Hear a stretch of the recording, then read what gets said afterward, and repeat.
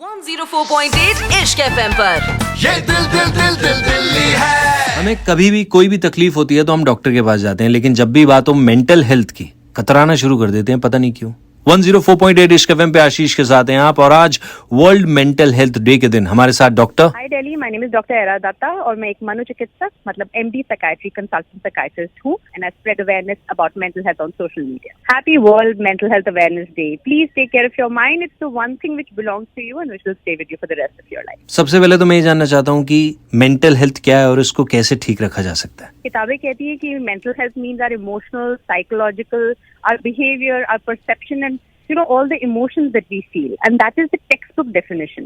But on mental health day, I want you to create your own mental health definition. मतलब आप notice करिए कब आप खुश होते हैं, कब आप उदास होते हैं।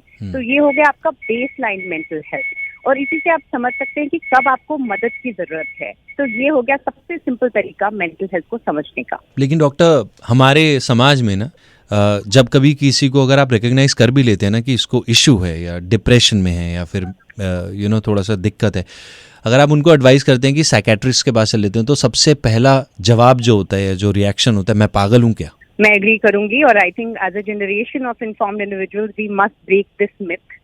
कोई भी डॉक्टर उनकी स्पेशलिटी से अगर जाना जाता है तो इसका मतलब ये नहीं है कि साइकियाट्रिस्ट पागलों को ट्रीट करते हैं। साइकियाट्रिस्ट ह्यूमन बींग्स को ट्रीट करते हैं। एंड आई थिंक लोगों को ये पता नहीं है कि साइकियाट्रिस्ट और साइकोलॉजिस्ट में क्या अंतर है। Psychiatrists are medical doctors just like your gynaecologist, just like your orthopaedic surgeon. हम लोग मेडिकल स्कूल जाते हैं और सिर्फ दवाई नहीं लिखते हैं। The reality is a psychiatrist will evaluate you, will decide if you require medication, converse with you, and also always recommend you therapy and lifestyle changes. और ये चीज कैसे आइडेंटिफाई करें किसी को ट्रीटमेंट की जरूरत है? जैसे मैंने स्टार्टिंग में कहा था कि मेंटल हेल्थ का एक बेसलाइन आपको खुद सेट करना चाहिए। हो सकता है what makes you happy doesn't make me happy.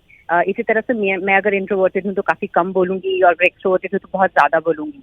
जब भी आपके फैमिली मेंबर का बिहेवियर बहुत ज्यादा चेंज हो जाए उनकी बेसलाइन से, then you should be worried.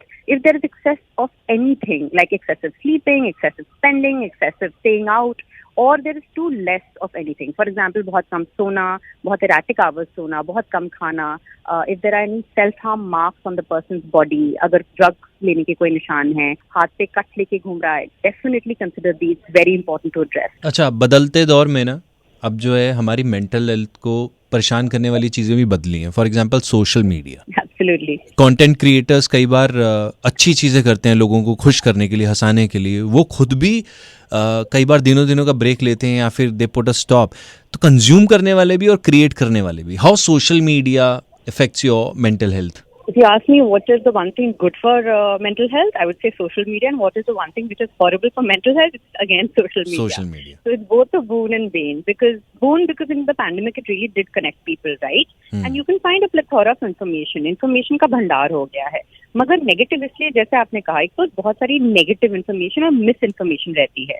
दूसरा हो गया ट्रोलिंग, जैसे आप कह रहे हैं लोग अपना कंटेंट पुट करते हैं but people don't appreciate it or don't understand the sentiment or the humor or whatever is behind it.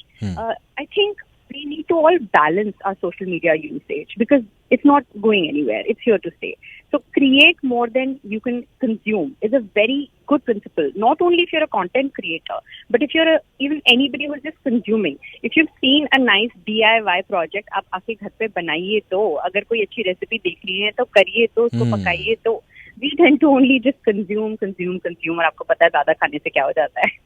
एक चीज, एक एडवाइस जो आप करना चाहोगे आज वर्ल्ड मेंटल हेल्थ डे के दिन?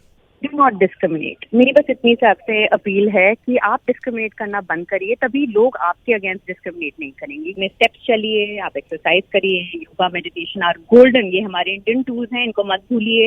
एंड डेफिनेटली नींद एक ऐसी चीज है, मुझे लगता है अच्छे को जब नींद नहीं आती है तो वो बहुत खराब फील करता है। नींद is a golden tool for all of us. मुझे मालूम है कहना आसान है, लेकिन फिर भी कहूंगा जरूरी है। इतना लोड मत लिया करो, ख्याल रखिए अपना भी और अपनों का भी।